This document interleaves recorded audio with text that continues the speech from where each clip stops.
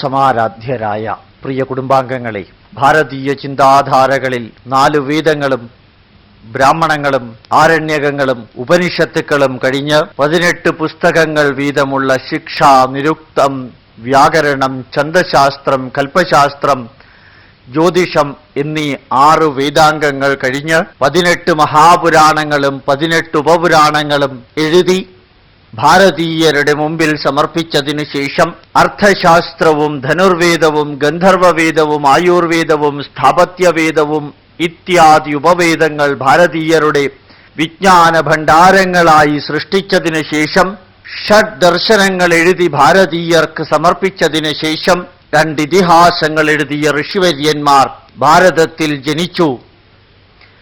അനവധി വീക്ഷണങ്ങൾ, അനവധി ദർശനങ്ങൾ, അനവധി ആചാരങ്ങൾ, അനവധി വിചാരങ്ങൾ ഇവയെല്ലാം ചേർത്ത് ഭൗതികവും ആത്മീയവും ശാസ്ത്രീയവും ധാർമ്മികവും സാംസ്കാരികവുമായ ചിന്താധാരകളുടെ പ്രവാഹം അനസ്യൂത ഗംഗാനദിയുടെ പ്രവാഹം പോലെ ഇന്നും തുടരുന്നു. സമഗ്രമായ ജ്ഞാനഭണ്ഡാരങ്ങൾ തുറന്നു തന്നതിനു ശേഷം സവർണരല്ലാത്ത 2 അത്യുജ്വല ഋഷിവര്യന്മാർ 2 ഇതിഹാസങ്ങൾ എഴുതി. 2 ഇതിഹാസങ്ങൾ എന്ന് പറയുമ്പോൾ ചരിത്രത്തിന്റെ ഭാഗമായി കാട്ടാളനായി ജനിച്ചു വളർന്ന വാൽമീകി ഈശ്വരാവതാരവും ക്ഷത്രിയനുമായി ജനിച്ച ശ്രീരാമന്റെ കഥകൾ എഴുതിയപ്പോൾ മുക്കുവ വംശത്തിൽ ജനിച്ച വേദവ്യാസൻ ശ്രീകൃഷ്ണൻ എന്ന ഈശ്വരാവതാരത്തിന്റെ ചരിത്രം വസ്തുതകൾ മുമ്പിൽ വെച്ച് നോക്കുമ്പോൾ 2 ചരിത്രവും വ്യക്തമാക്കുന്ന ഒരു കാര്യമുണ്ട്.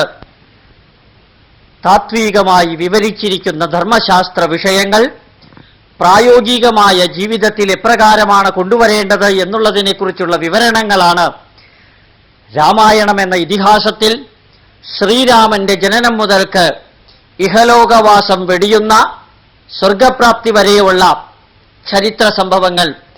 അതുപോലെ തന്നെ കൗരവരുടെയും പാണ്ഡവരുടെയും ചരിത്രത്തിലൂടെ കർമ്മധർമ്മങ്ങൾ എപ്രകാരമാണ് അനുഷ്ഠിക്കേണ്ടത് എന്നുള്ള വിവരണം ഇതിഹാസത്തിന്റെ 2ാമത്തെ മഹത്തായ ഗ്രന്ഥത്തിൽ നമുക്ക് ദർശിക്കുവാൻ സാധിക്കും.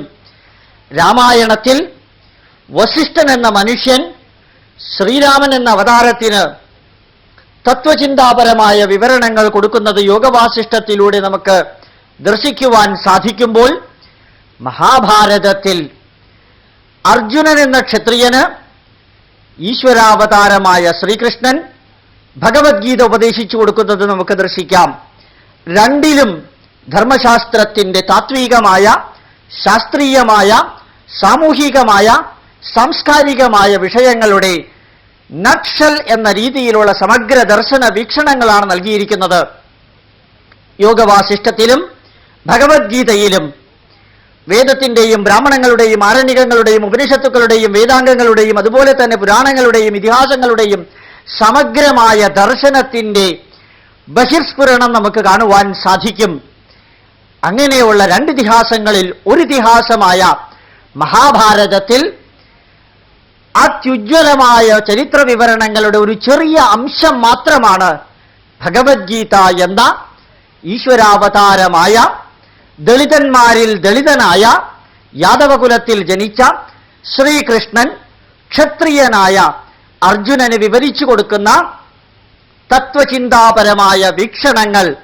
അതും ക്രൈസിസ് മാനേജ്മെന്റിന്റെ ഭാഗമെന്ന പോലെ കുരുക്ഷേത്ര യുദ്ധഭൂമിയിൽ വെച്ച് വിവരിച്ചു കൊടുക്കുന്നു. ഈ വിവരണമാകട്ടെ നന്മതിന്മകളെ വിജയിച്ചു എന്ന അർത്ഥം വരുന്ന പേരോടുകൂടിയ സഞ്ജയൻ, അദ്ദേഹം വസ്തുതാപരമായി ശാസ്ത്രീയമായി ഒരുവരോടും ബാധ്യതയില്ലാതെ വ്യക്തമായ രീതിയിൽ തന്നെ അന്ധനായ ധൃതരാഷ്ട്രർക്ക് പറഞ്ഞു കൊടുക്കുന്നു. നമ്മളെപ്പോലെ വസ്തുത കാണുവാൻ സാധിക്കാത്ത അന്ധനായ ധൃതരാഷ്ട്ര രാജാവ് അവിടെ നടക്കുന്നത് എന്താണ് എന്നുള്ള ആ ചിന്താധാരയിൽ വേദനിക്കുകയും ചിലപ്പോൾ സന്തോഷിക്കുകയും ചെയ്തുകൊണ്ട് അത് മുഴുവനും കേൾക്കുന്നു. ഈ ധൃതരാഷ്ട്രർ കേട്ട കാര്യങ്ങൾ മുഴുവനും വേദവ്യാസൻ മഹാഭാരതത്തിൽ എഴുതിയപ്പോൾ അതെഴുതിച്ചത് ഗണപതിയെ കൊണ്ടാണ്. യഥാർത്ഥത്തിൽ ഇവരെല്ലാവരും തന്നെ ഒരു വലിയ ഭാരതീയ ചിന്താപ്രവാഹത്തിൻ്റെ സ്രോതസ്സുകളുടെ അംശമായി ഈ ഒഴുക്കിൽ തന്നെ ഒഴുകിക്കൊണ്ടിരിക്കുന്നത് നമുക്ക് കാണാം.